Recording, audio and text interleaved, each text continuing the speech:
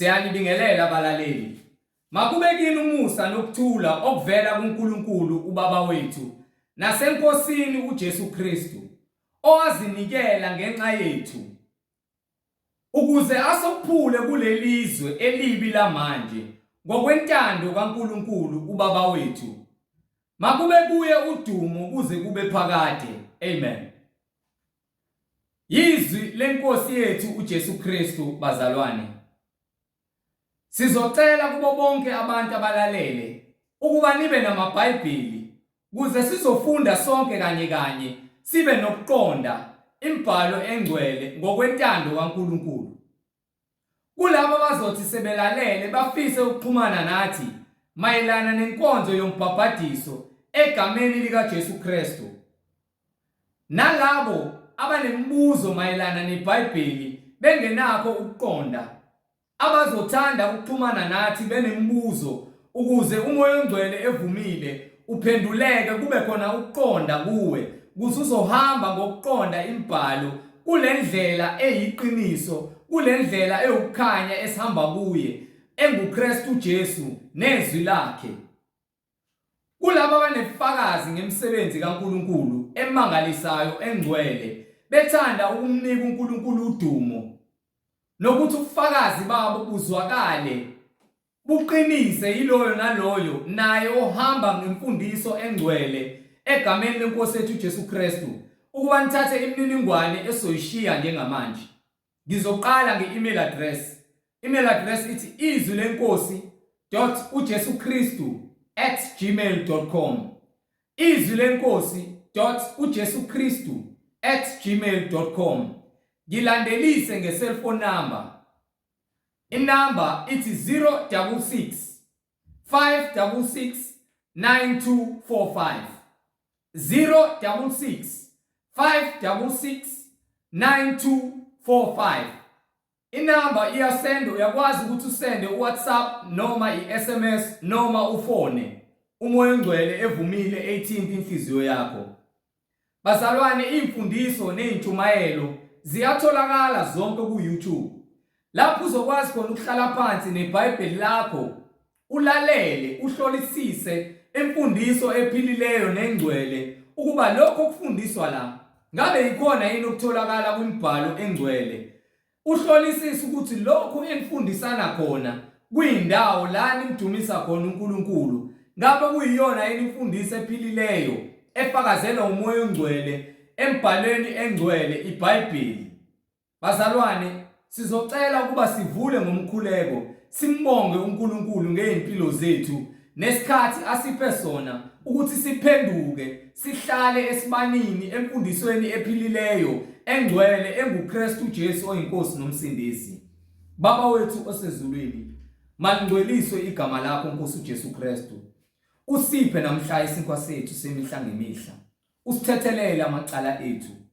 Usipha amandla okuthethelela laba abasonayo. Size singangeniswa ekulingweni. Usindise kokubi. Siyacela Nkosi ukuba intando yakho yenziwe empilweni zethu. Sishisekele ngokomoya, sihlale emfundisweni ephilileyo ekuKristu Jesu, yena oyinkosi nomsindisi. Usiqondise Nkosi ngezwi lakho eliletha ukuqonda empilweni zethu liyisibani sezwe. Siyacela Nkosi Jesu ukuba sishisekele ngokomoya kukho konke, sihlale silizwe izwi lakho, siphile ngokwenza intando yakho, ngoba umuntu ngeke aphile ngesinkwa senyama kuphela kodwa ngamazwi wonke aphuma emlonyeni kaNkulunkulu. Ngokuba umbuso ngowakho namandla nobukhosi kuze kube phakade. Amen. Bazalwane, angihambi ngedwa, ngihamba nomfowethu uMhlengizondi. Igama lami nginguYeqiniso Bright Zulu. Ngihamba nomfowethu uMhlengizondi. Leli yizwi lenkosi uJesu Kristu. Umfowethu uMhlengizondi uzobe sihola embula imfihlakalo engcwele ngokwentando kaNkulunkulu, umoya ongcwele esihola ukuba sikhanyise kube nesibani esikhanyayo kuzo zonke ingqondo nezindlebe nezinhliziyo ezilaleleyo, simemeze ngezwi elikhulu njengoba umoya ongcwele esho esihola. Bazalwane, yamkelani uMhlengizondi. Amen. Siyabingelela bazalwane. Amen.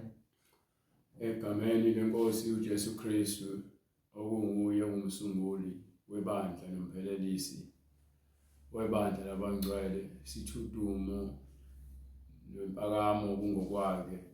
Uyena okhazimulayo, uyena ofanelwe ukukhazimuliswa adunyiswe mihla yonke, uJesu Kristu, uNkulunkulu ophilayo phakade, okunguye osinikile ukuphila, wasinika nomusa neqiniso ukuba sazi indlela engcwele nokulunga okukuye, ukuze sibuyisane nomoya oyingcwele, sikwazi ukuthola ukuphila okuphakade.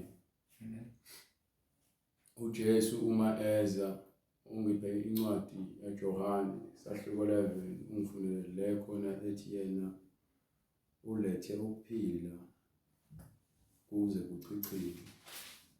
Siloke simbonga uNkulunkulu ngamandla akhe nabaprofeti bakhe asinike bona ukuba sithole lemfundiso emnene, ejulile, emnandi, enokuthula nothando neqiniso. Bakwazi ukuthi bamele izwi elingcwele, bamelane noSathane. Zonke uSathane ezama ukuthi aqede ngebandla labangcwele, kepha akasoze aphumelela ngokuba lo okuthina mkhulu kunalowo osezweni. SinoJesu Kristu ongumxhumanisi kukho konke emkhulekweni yethu, njengoba esho ethi uma eza kwincwadi yaJohane isahluko 11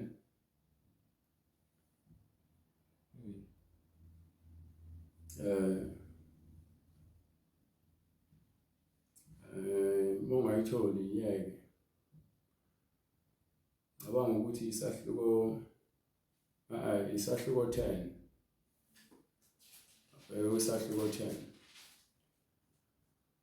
10. Namanje nake sibonga uNkulunkulu ngendodana yakhe uJesu Kristu, lapho khona yashiya ubufakazi kubo abapostoli ukuze bashiye nesiphiwo sikamoya oyingcwele, njengokusho kwaJohane umbhaphatisi ethi lo ozayo uzoqoqa ibuya lebandla lakhe afake enqolobaneni. Yena uJohane webhaphatisa ngamanzi kubo kuphenduka, kepha uJesu ufika nomoya oyingcwele kanye nesiphiwo somlilo, sokuthi-ke labo abakholelwa kuye bathole isiphiwo somlilo okungumoya oyingcwele, bese bekhuluma ngezilimi njengokuba umoya oyingcwele banika ukuphimzela. Izwi likaNkulunkulu akukhona ukuhlakanipha komuntu. Ongakholwayo akakholwa ukuhlakanipha kukaNkulunkulu, lowo uvalwe uSathane amehlo nenhliziyo yakhe wayenza yalukhuni. Amen.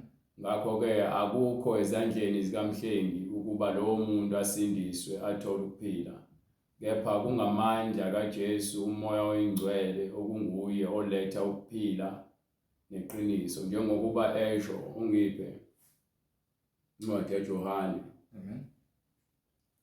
Incwadi ngokukaJohane isahluko 10 verse 1. Yes sir. Ngiqinisile ngithi kini, ongangeni ngesango esibayeni sezimvu, kodwa akhwele ngenye indawo, lowo uyisela nomphangi. Lowo ongangeni ngomnyango isango nguJesu.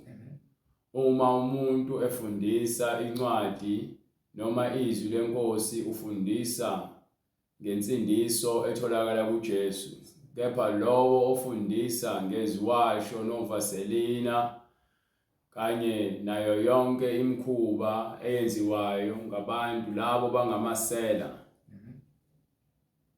Kepha ongena ngesango ungumalusi wezimvu. Lowo ongena ngesango yilowo ohamba ngendlela efanele.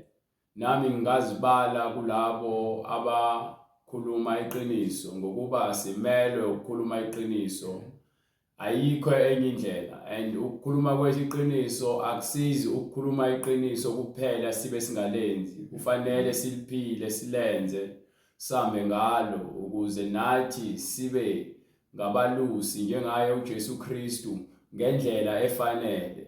Angiyena uJesu kepha uthi uJesu lowo owenza okufanele ekhuluma iqiniso eholela abantu. Uyabuyisa igama lithini? Uyahola abantu, ubaholela eqinisweni. Usho ukuthi ke lo muntu ungumalusi ngokuba izimvu zikaJesu Kristu aziqhutshwa ngemumva, ziyaholwa. Ungumalusi ngokuba ukhuluma izwi likaMalusi omkhulu, umpristi omkhulu, umbishopi. Ukhuluma izwi likaNkulunkulu. Ngakho ke uthi izimvu zakhe ziyalazi izwi lakhe, uyakhuluma mase ziyamlandela. Ngakho ke uma siholela abantu eqinisweni siyafana naye ngokomsebenzi esiwenzayo ngokuba uthembisile kwincwadi kaJohane isahluko 14 verse 12 ukuthi uma umuntu 14:12 shesha bright moya khona. Incwadi ngokukaJohane isahluko 14 verse 12. Ngiqinisile ngithi kini. Uthi umoya ingcwele uqinisile uthi kithi. Okholwa yimi. Lowo okholwa nguJesu. Imisebenzi engiyenzayo mina. Imisebenzi ayenzayo uJesu. Naye uyakuyenza nemikhulu kunale. Uyakuyenza nayo emikhulu kunale misebenzi eyenziwa nguJesu kuthengisiwe. Uyakuyenza uma ukholwa kuJesu. Angeke uze ukholwe kancane, kufanele uzinikele ngokuba izwi lisho njalo lithi zinikele kuJesu njengoba esuke sibiza ethi thina esithwele imithwalo esindayo esisebenza kanzima. Lokho kusho ukuthi usindwa isono, usebenzela emumva. Ngakho ke uJesu uyakubiza ukuthi woza uzobeka umthwalo wakho phambi kwakhe.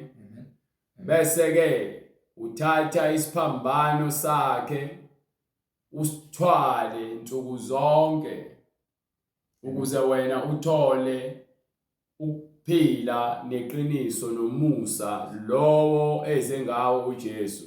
Buyela ngale kuleya ncwadi njengoba ethi ke incwadi ngokukaJohane isahluko 10 verse 2.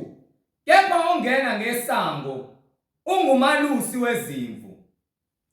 Umlindisango uyamvulela lowo. Umlindisango uyamvulela uyena ophethe izahluthulelo uJesu zokuvula. Levule khona akekho ngavala, levale khona akekho ngavula.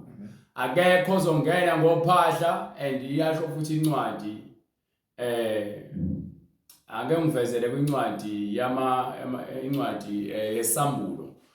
Ungivezele lapha kwisahluko 21 from verse 6 sibatshela ukuthi abanjani abangeke balingene izulu. Uqede futhi uyongivalela lapha kwincwadi yesambulo sahluko 22 ungiphe from verse 15. Okay, incwadi isambulo isahluko 21 verse 6. Wayesethi kimi sekwenzekile. Ngingu-Alpha no-Omega. Lokho kukhulunywa ngu-Alpha no-Omega. Ukuqala nokugcina. Ungumqali nomphelelisi, ungumgcini yeyizindaba akaqaliwe. Uthi ungumqali yena akasoze aqalwa yena. Ungumgcini uyena futhi ovalayo, ungumphethi njengoba ethi yena ungumalusi, umile, ungumlindi, ulindile labo ababiziwe ngezwi lakhe ukuze mase befika bafike babonakale ngenkambo yabo mase yabavulela ngokuba ke baphethe izwi lakhe lenza ukuba babe nokukhanya, bangukukhanya ngisho befa manje behlukana inyama nomphefumulo, kepha imphefumulo yabo yona ingukukhanya. Ulindile wakhuluma nabo kwincwadi kaJohane 14 from verse 1 wathi ngiyahamba ekhaya kaBaba kunezindlu eziningi. kholwani yimi njengoba nikholwa uNkulunkulu. Ngiyahamba ngiyabuya ngiyolungiselela. Amen. Amen. Ngobe sengihlangabeza Inhliziyo yenu mayingakhathazeki. izinhliziyo zenu nina abantu abakholwayo mazingakhathazeki. Kholwani nguNkulunkulu. Kholwani uNkulunkulu. Nikholwe nayimi. Nami futhi nikholwe yimi. Ekhaya likaBaba kukhona Lapho izindlu khona eziningi. kukhona ikhaya kaBaba kunezindlu eziningi. Uma bekungenjalo, Uma bekungenjalo bengiya kunitshela ukuthi ngiya ngiyakunitshela manje ngiyahamba ngiyakunilungisela. Yes Lord. Manje ngiyahamba ngiyakunilungisela uyosilungisela njengoba engekho phakathi kwethu ukuthina manje usesilungiselile ikhaya wasiyabuya wangena kithi thina esikholwayo wathi uza kuphila kithi siyakuba ithempele lakhe uma sikholwa nguye ulizwi okumele aphile kuwena abuse enhlizweni yakho. Ekhaya likaBaba kukhona izindlu eziningi. Uma bekungenjalo, bengiya kunitshela. Ngiyazi le part elandela ifike iyenze ingazwakali kahle ngokuba leke singisina isho lento le. Uthi bengiya kunitshela uma bekungenjalo. Kepha ngiyahamba ngiyokunilungisela. Amen. Amen. Ukuthi ngiya kunilungisela indawo. Ngiyakunilungisela indawo. Nanxa ngiya ukunilungisela indawo, ngobuye ngizabuye ngize. Nginibuyisele kimi. Nangoku indawo nginibuyisele. Uthi ungumlindi. Ulindi. Ngeke umbone manje simbona ngezenzo nangemisebenzi yakhe emangalisayo ukuthi ukhona uphakathi kwethu. Noma isitha sizama ngamandla onke ukuthi sisenze ukuthi sibe nokungabaza kepha uJesu uyaphila. Uphila kuthina uphila ezulwini ukhona yonke indawo kulabo abangakholwa intukuthelo yakhe ihlezi phezukwabo. Aphindela ngale incwadi eSambulo 21 verse 7 or starting from verse 6 to 7. Khona bangene bebebemi la emva kwepulpit ezulwini ngenxa yokuthi bangabalusi abangamasela. Bangabaqambi manga. Bazifunela okwabo. Bangabaphangi ngiphe. Wayesethi kimi. Sekwenzekile. Ngingu-Alpha no-Omega. Mina ngingu-Alpha no-Omega. Ukuqala nokugcina. Ngiyisiqalo nesiphetho. Omileyo ngiya kumphuzisa. Ngesihle. Lowo ofuna ukuphila. Ukhuluma kanjalo nakwincwadi kaJohane isahluko 6. Hamba yakhona ugijime futhi. Incwadi kaJohane isahluko 6 from verse 37 sibatshela ukuthi ukhuluma the same thing ayikhuluma la kwincwadi yeSambulo kwincwadi kaJohane isahluko 6 verse 37. Incwadi ngokaJohane isahluko 6 verse 38 to verse 38 or 39. Konke angipha khona uBaba uyakuza kimi. Konke angipha khona uBaba kuyakuza kimi. Ozayo kimi angisoze ngamlahlela ngaphandle. Ngokuba ngehle ezulwini kungengokuba ngenze intando yami. Uhambe lapha ku7 chapter 7 verse 37. Yes, ilapha. Ngiyazi ukuthi niyinzalo kaAbraham. 7. Hallelujah. 37. Sifuna ukukhombisa ukuthi izwi lakhe aliguquki limile kulabo abalambileyo nabomileyo. Yena ungumthombo ongashi angafida isizwe sonke kuphinde kusale. Kepha ngosuku lokugcina olukhulu lomkhosi. Yebo. uJesu wema wememeza wathi. Uma uJesu wakhala wamemeza wathini? Uma ekhona omileyo. Uma kukhona omileyo. Akeze kimi abuze. Kwincwadi yeSambulo. Uthini kwincwadi yeSambulo? Mase uphinde ubatshela uthini ngale. Sentshela ukuthi ukhuluma izwi linye. ubona kwisambulo uyambulela uJohane akasekho siqu sakhe kepha lezwi alikhuluma ephila seliyafezeke engasekho elikhuluma kulowo azambula kuyena uJohane wathini ke siveza ukuthi izwi lakhe alijiki so uma wena uzoqhamuka nesambulo esisha esingekho eBhayibhelini so uhola izimvu zikaNkulunkulu uziholele wena nasebumnyameni izwi likaNkulunkulu lizokuveza ukuthi wena ungumlusi wamanga ungumphango yisela uyimpungushe uyinja nje njengokuba isho imibhalo ngiphe wayesethi kimi sekwenzekile ngingu-alfa no-omega ngiyisiqalo nesiphetho omileyo ngiyayizwa indaba akasekho uJesu indodana sele izwi lakhe useyaziveza kulabo abakholwa nguye ukuthi yena usaphila njengokuba efika ngesibonakaliso kuJohane ngale kwincwadi kaJohane sahluko 7 verse 37 ukhuluma esaphila izwi alikhuluma ke engasekho enyameni eseke emoyeni uyabuya uzoliconfirm ukuthi mina ngisanguye lo ebengifikile kunina nganichazela ukuba lento engikhulumile ukuba onxaniweyo makeze kimi ngisamile namanje ngalolozwi ukuba wonke umuntu okholwayo nonxaniweyo osehluphekileyo njengokuba kusho incwadi nakhona yaMathewu eqala ukushumayela namanje kwincwadi yaMathewu sahluko 5 eqala ukushumayela ukhuluma ngabo abalambileyo nabahluphekileyo nabomileyo ngiphe incwadi yaJohane 7:37 Kepha ngosuku lokugcina olukhulu lomkhosi uJesu wema wamemeza wathi uma ekhona omileyo so uma omileyo manje ekhaya usuhambile isonto kepha manje akho mehluko uJesu uyakubiza uma kukhona omileyo noma ngabe uphi nezwe Jesu uyakubiza umile nezwi lakhe akashintsha akaguquki bonke abafundisi benu laba bamanga bayaguquka abanifundisa zonke izinto ezingekho bonke labantu abahola amabandla angekho eBhayibhelini abazakhele bona befundisa imfundiso zabo bayaguquguquka kepha izwi kaMoya Engcwele limile lona liguquke akeze kimi aphuze akeze kuJesu azophuza okholwa kuJesu njengokusho kombhalo imibhalo ikhuluma ngaye engakobi khona iphinde futhi kube uyena ozosho ukuthi imibhalo igcwalisa ngaye noma engasekho useyabuya kuJohane uzozambula ukuthi ngisanguye ongunguye angiguquki ngingu-alfa no-omega ngiyisiqalo nesiphetho akekho omunye enkeleni wami nguye kuphela uma umuntu ephuza kimi kasoze hambe kwincwadi yalontuzana yaphindela ngani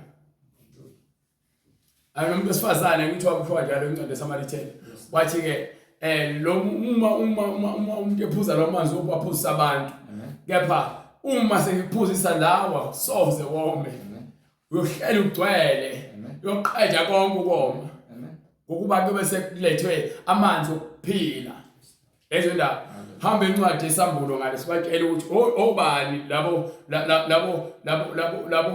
babizwa ngani negama lakho onofukwe abashumayela ivangeli lenkohliso ngiphe wayesethi kimi sekwenzekile ngingu-alfa no-omega ukuqala nokugcina omileyo ngiyakumphuzisa ngesihle emthonjeni wamanzi okuphila amanzi ngesihle kusho ukuthi umusa nothando unikwa amanzi ngothando unikwa izwi ngothando lelizwi leli sishumayelayo izwi lothando uyakulinikwa ngothando ukukhathalele waze wakufela waqeda wakushiya nezwi waphinde wabuya wazogcwalisa izwi ngezibonakaliso nanokuthi aqhamuke ngazo iziboniso ebusuku ngiphe bright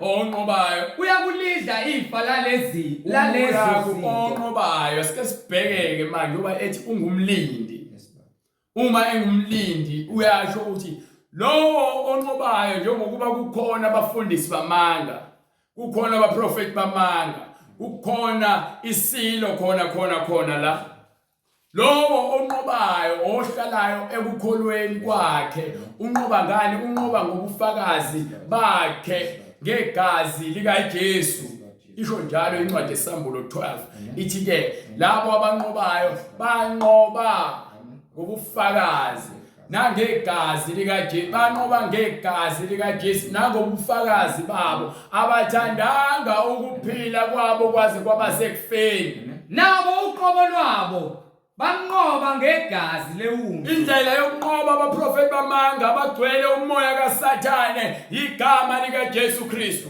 Igama kuphela, asidingi izwasho, asidingi izitambo, asidingi ama-razor, asidingi amakhandlela, asidingi noma ngabe yini ovaselini labo bathatha koshembe, asidingi amarosala, asidingi izithombe, sidinga igama likaJesu kuphela.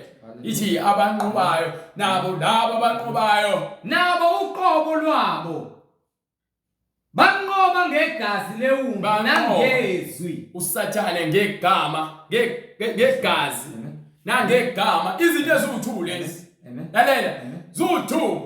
Banqoba ngegazi lewundlu, igazi likaJesu nangezwi lobufakazi babo. Banqoba nangezwi, izwi lobufakazi ukuthi uJesu umvumile, wageza ngegazi lakhe, wakhava, wakhusela.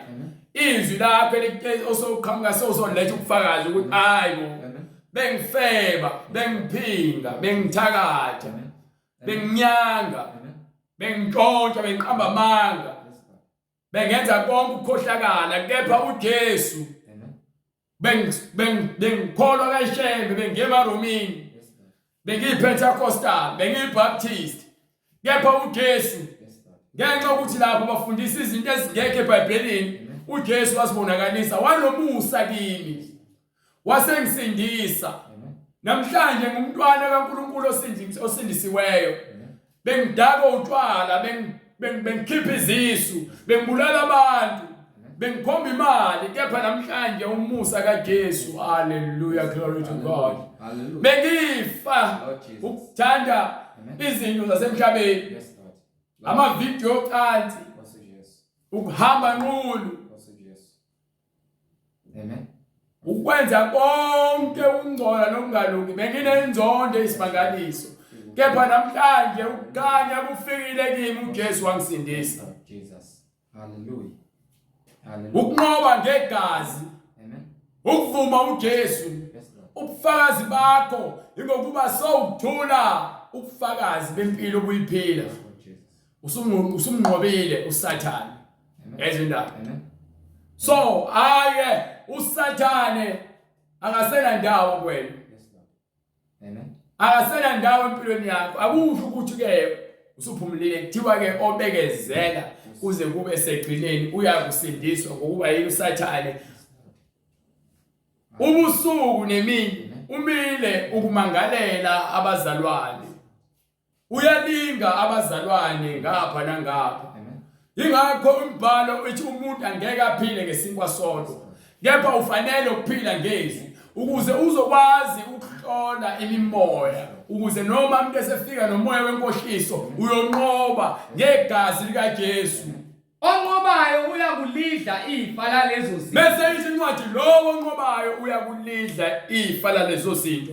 Futhi ngiyakuba nguNkulunkulu kuye. Ngiyobe sengiba uNkulunkulu kuye. Kulabo ngezindaba uJesu uthini? Lalela sisa kahle. Uthe uJesu kuphelile. Ngingu-Alpha no-Omega. Ezindaba uthi ngu-Alpha no-Omega, kusho uJesu. Ukuqala nokugcina. Ngiyisiqalo nesiphetho. Omileyo. Ngiyalima. Khona abangayizwa, angazi umyayizwa yini. uJesu uthi uNkulunkulu. Usho yena. Ezindaba uthe kwincwadi kaJohane, abeze kimi ababomileyo bazophuza. Ezindaba uthi labo abomileyo abeze kuye bazophuza. Kwincwadi kaJohane isahluko 7 verse 37. Ngale kwincwadi yamahubo usethi ke mina ngingu-Alpha no-Omega.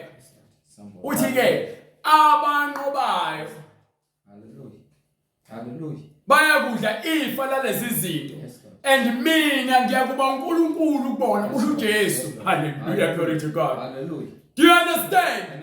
futhi ngiyakuba nguNkulunkulu futhi ushe uJesu uJesu noNkulunkulu eyodwa futhi uNkulunkulu uJesu uNkulunkulu angeke ukuhlukanisa ayikho iTrinity ayikho iTrinity so phuma emaromini yabe iTrinity ayikho la uma lingeke baphela igama ulibiza uthi uziqu azikho iziqu ezu3 khona uNkulunkulu oyedwa ezulwini kufakaza ibhala kusho mina amen kufakaza imibhalo imibhalo iyona eletha ukukholwa kwethu kube nokuqonda aqonda nanga ngephutha lokho kungamandla kaNkulunkulu asiplani lokho uNkulunkulu uyazivezela yena lokho afuna ukuthi sikubone ezindaba yena abe yindodana kimi siyobe sesiba ngamadodana kuye uJesu ezindaba kuyakhuleka so siba amadodana mesathini kepha amagwala nayo indaba abafundisi bamanga nabaprofeti bamanga abapostoli bamanga no pastor bamanga abapriest bamanga bonke abafangeli bamanga omama umfundisi bamanga kepha amagwala bonke labo abazenzela intando yabo nalabo abangafuni ukulalela izwi lalela uJesu uthi kwincwadi kaJohane kaMathewu sahluko 10 verse 32 ncwadi kaMathewu sahluko 10 abantu basaba abantu ngaphezulu kaNkulunkulu bafuna ukujabulisa abantu bafuna ukukhuluma izinto ezizozwakala kahle emedlebeni abantu ingakho ke benyokoloteke uma sikhuluma iqiniso kanje sibavezele ukuthi lento abayikhulumayo lento abayifundisa ayikho abantu abasindiswa abantu bafele ezonweni zabo abantu babhajiwe ehayidise ngenxa abantu beshumayela amanga beshumayela ushukela Lord Jesus hallelujah incwadi ngokuba Mathewu isahluko 10 verse 32 bangene ngalokho ke yilowo nalowo oyakungivuma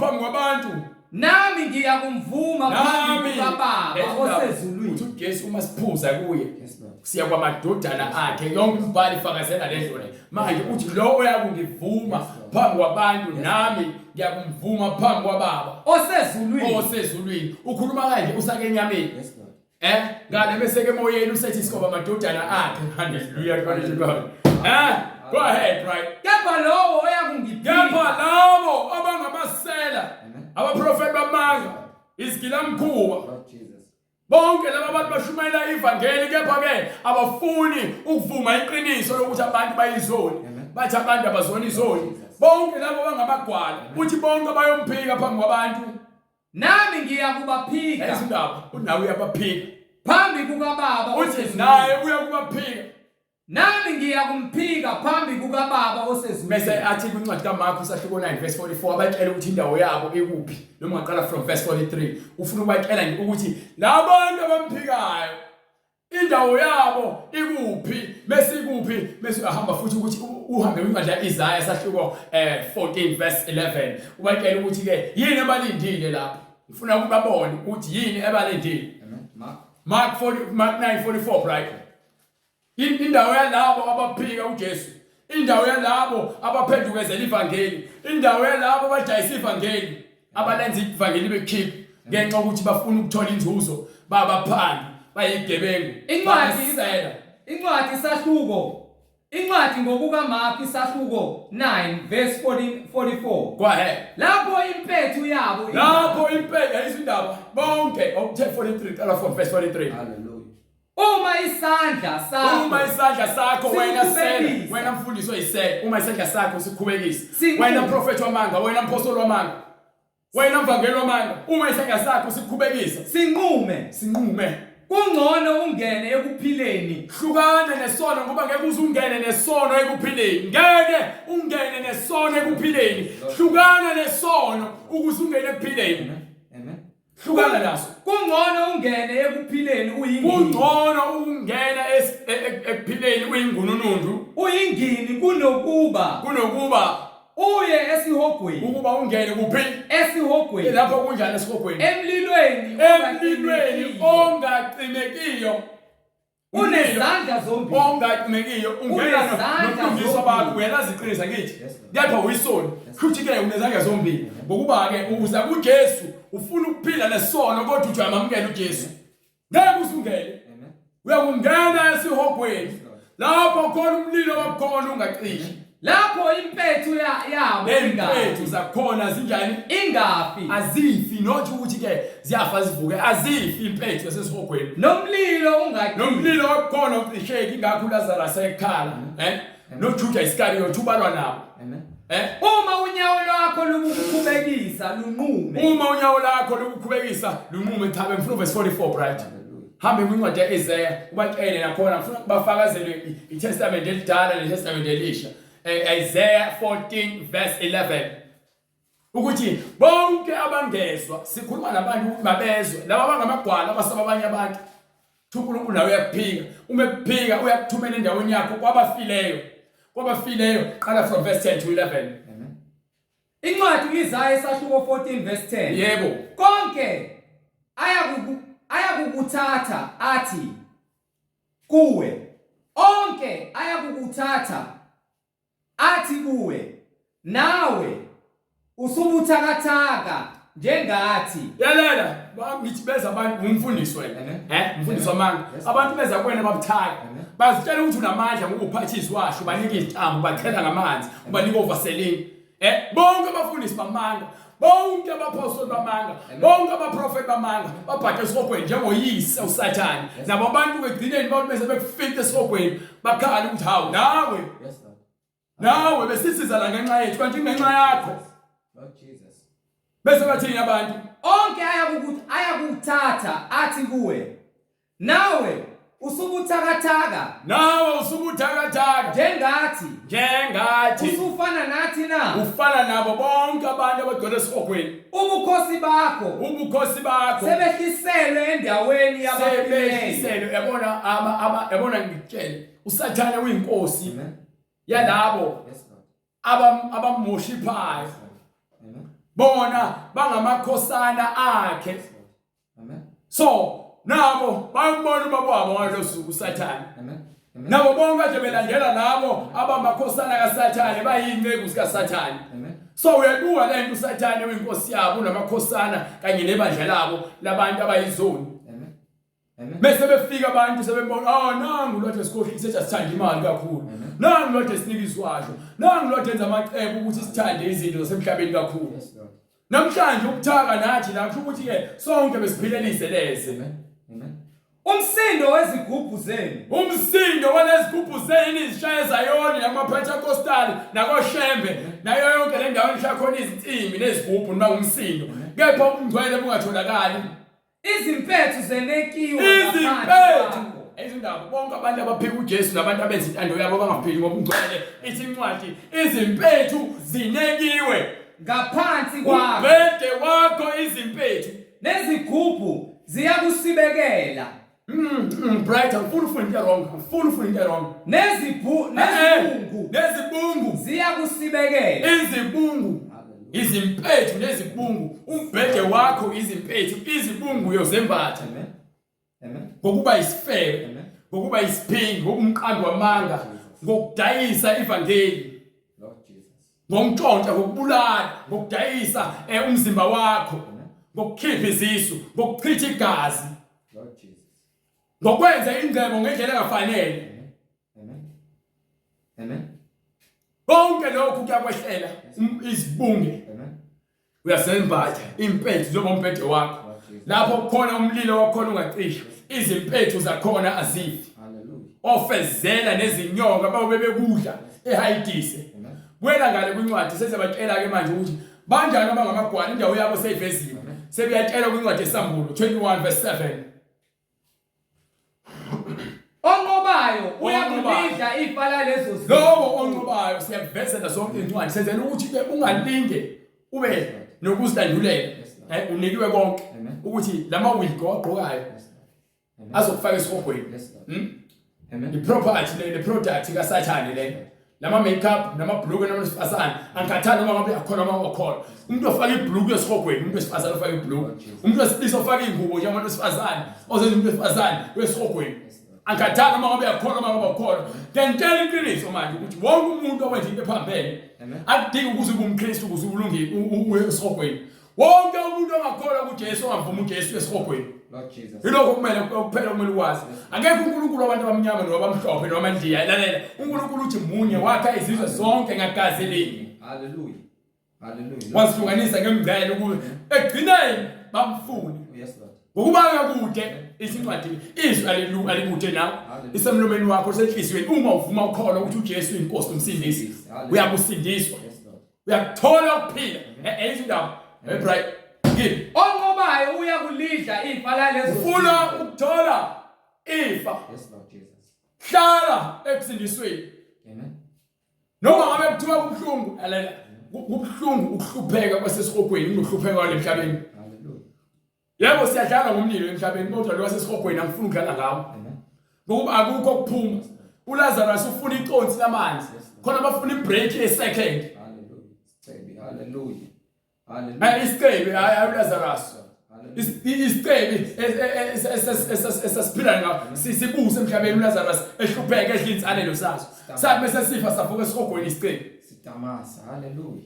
Sathi bese sivuka esihogweni sesiyasha siyahlupheka. Sesibona uLazarus sesifubeni kaAbraham. Sesifuna ukuthi uAbraham alethe uLazarus amlethele amanzi. Noma thumela uLazarus ahambe bayitshela ngalo abaphilayo ukuthi hayi uPasophana khona ukufa. Yabona ufakazi obla ufakazi esesibuzwile ngabanye abantu abasitshelayo lalelani qaphelani uJesu uyaphila inkosi. Amen. Labo bangabumamukeli basenkingeni. Ngakho ke nawe wathatha isiqhumo manje wamukela uJesu awamukela uJesu for mina baba ungasikhohlisi. Awamukela uJesu ngoba naku ukuthi mhlawumbe ujabulisa noma ngifuna imali yakho.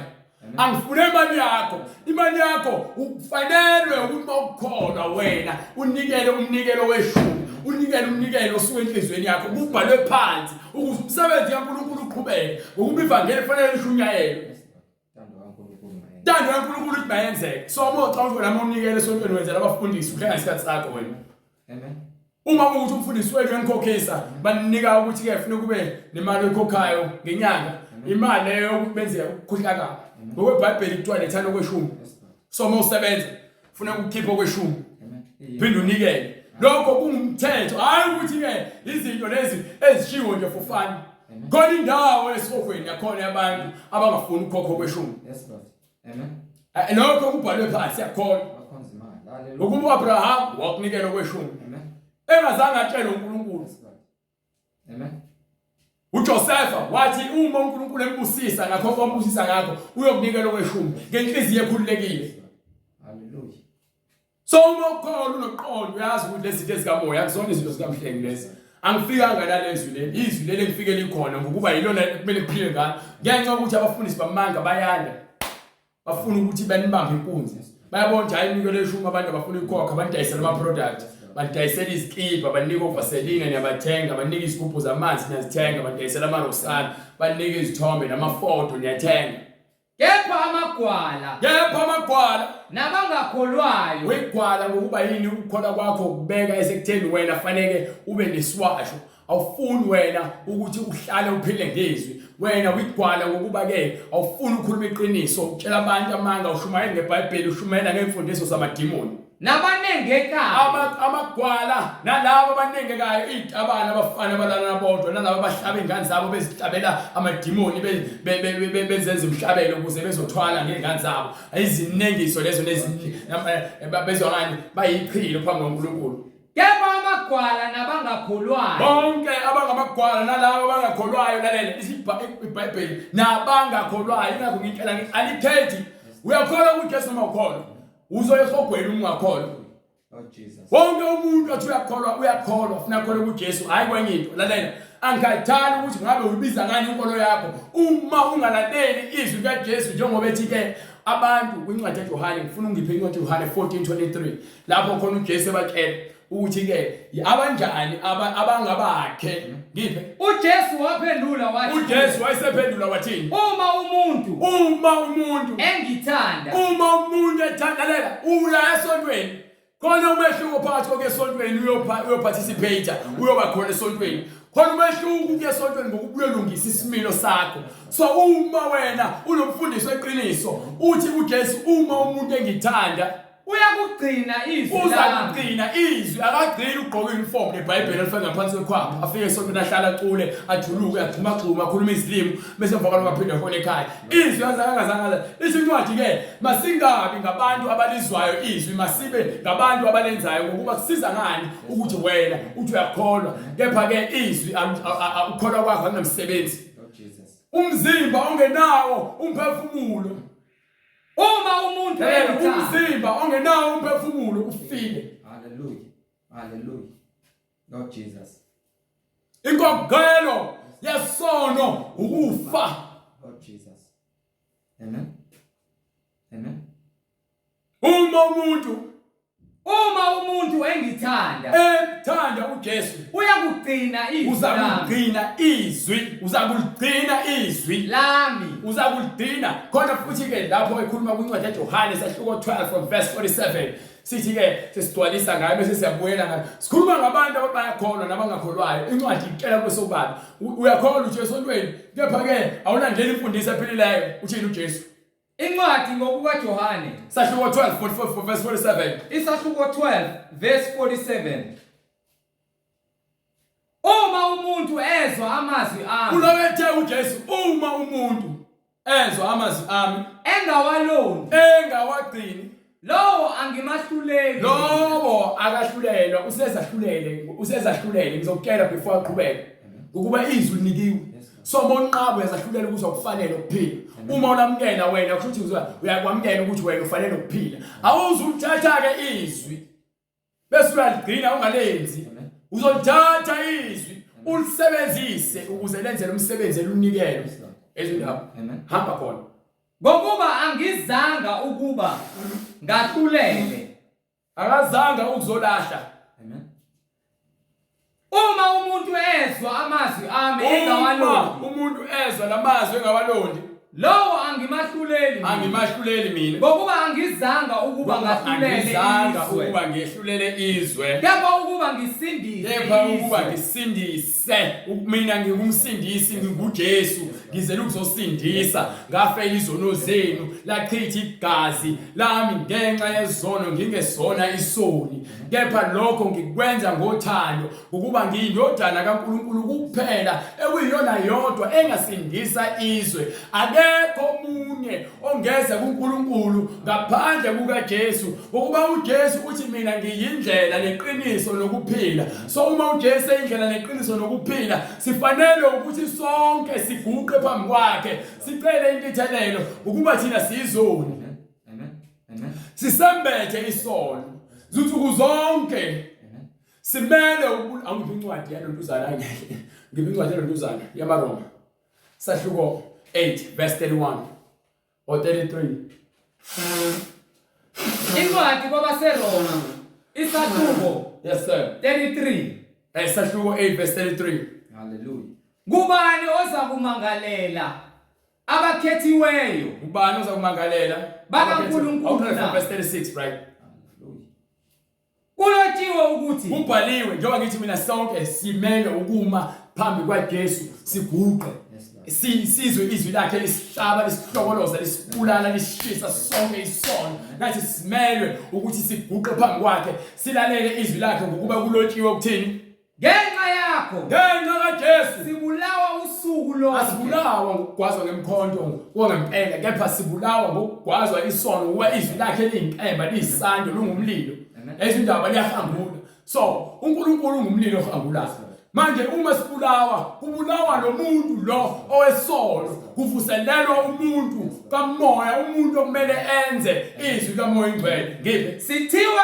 izimvu zokuhlatshwa kepha kukho konke lokho siyanqoba nokunqoba izindaba kukho konke lokho phezu kwakho konke lokho sekhiwe kepha phezu kwakho konke lokho ngokubulawa kwenyama imisebenzi yayo ngezwi siyanqoba nokunqoba ngowasithandayo awuhambe ngalo incwadi esambulo batshela abanqobayo ithini incwadi abanqobayo abanqobayo onqobayo uyakulidla ifa lalezo zinto uyakulidla ifa lalezi zinto futhi ngiyakuba nguNkulunkulu kuye bese ngiba mina Jesu uNkulunkulu kuyena yena abe indodana yena abe indodana kimi kepha amagwala nabangakholwayo nalabo abangakholwayo nabanengekayo nalabo abayizinengiso izitabane neziphingi kanye nabo bonke abenza imihlatshelo behlabela amadimoni behlabela amadlozi nababulali nabo bonke abantu abachitha igazi nezifebe nabantu abalala bengashadile lalela isifebe nesiphingi akufani isifebe umuntu ongazange angene emshadweni kepha ubhizi uyazitika ngokanti engashadile futhi ke meselala nabo bonke abanye abantu abaningi ngokuba yini akekho committed entweni eyodwa nakhona yeme committed akakwazi kuba committed mesayalala engashadile fanele ke lo muntu ashade naye mesalale naye kuze kube sekufeni uma lo muntu indoda yakho nomuntu wesifazane wakho efa wena usukhululekile kepha uma esaphila awunakuphuma emshadweni wakho uyophinga isiphinga umuntu oshadile ophuma emshadweni wakhe ayolala ngaphandle ezindaba ngibe nabathakathi nabo bonke abantu abaphatha imithi abathakathi abanye abantu awuthakathi ngemithi kuphela nenhliziyo yembi lamacebo acebayo ukukhatha abantu ukuthakatha lokho ukuthakatha ngokamoya nabakhonza izithombe bonke labo khonza oMaria abanoJesu odongeni nephambano odongeni bonke labo ithi amagwala nabo bonke labo abakhonza izithombe haleluya nabathakathi nabakhonza izithombe nalabo abakhonza izithombe nabo bonke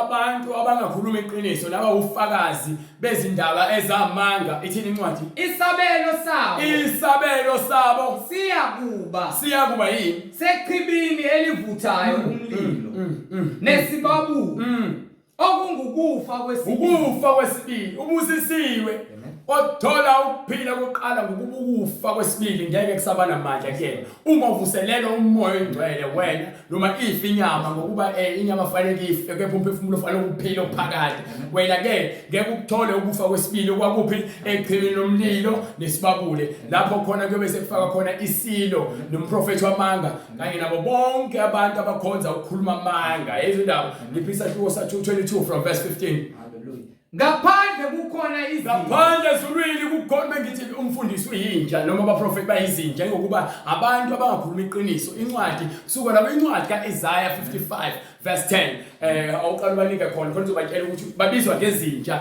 abantu abangabafundisi nabaprofeti nabangabaqapheli kepha abangalandeli izwi likaNkulunkulu babizwa ngezinja njengoba nangale incwadi esambulo ithi ke izinja ngaphandle kukhona izinja incwadi uIsaiah isahluko 55 verse 10 to 11 bengaphosiswa 12 ngokuba njengokwehla kwemvula neqhwa ezulwini kungabuyeli khona ngiphe 56 55 56 lo 55 ngiphe 56 ngijem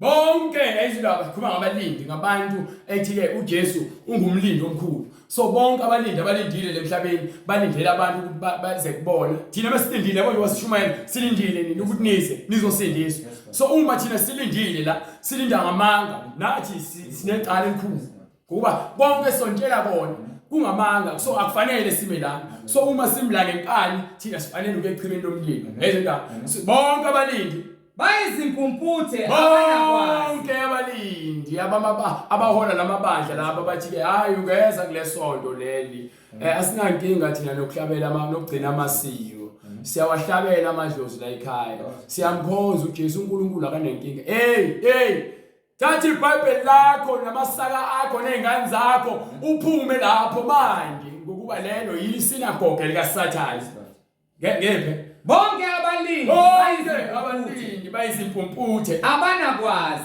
bazitshela bayazi kepha abazilutho baphambanisa ivangeli bonke bayizinja eziyizimungulu bayithi incwadi bayizinja eziyizimungulu noma ungama la emva kwepulpit ukhonkonthe kuNkulunkulu ukusilence ulike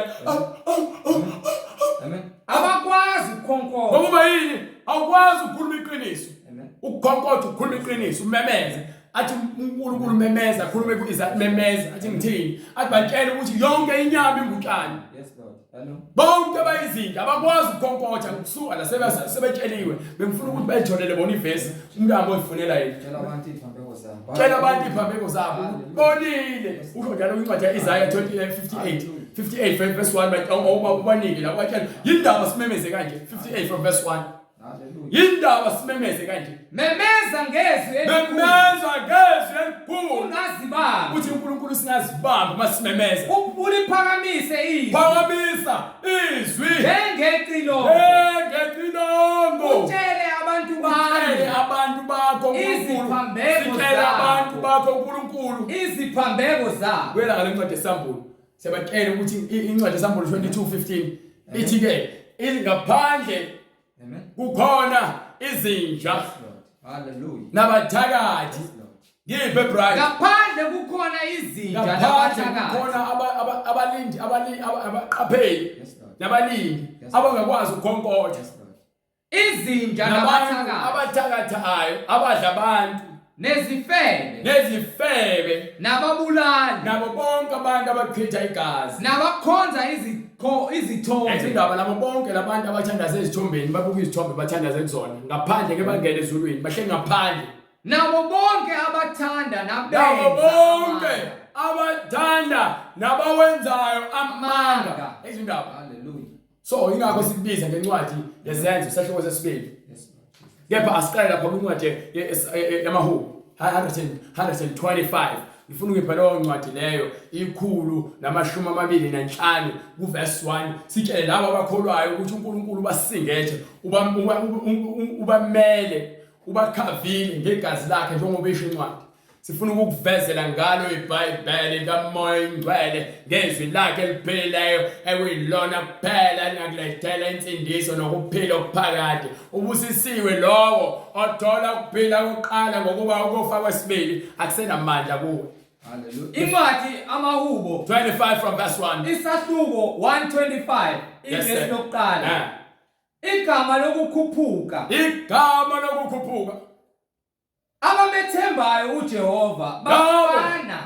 Labo abamethembayo uJehova bafana nentaba yasesiyoni. Bafana neJerusalema, intaba yasesiyoni, intaba yasezulwini. Bafana noJesu.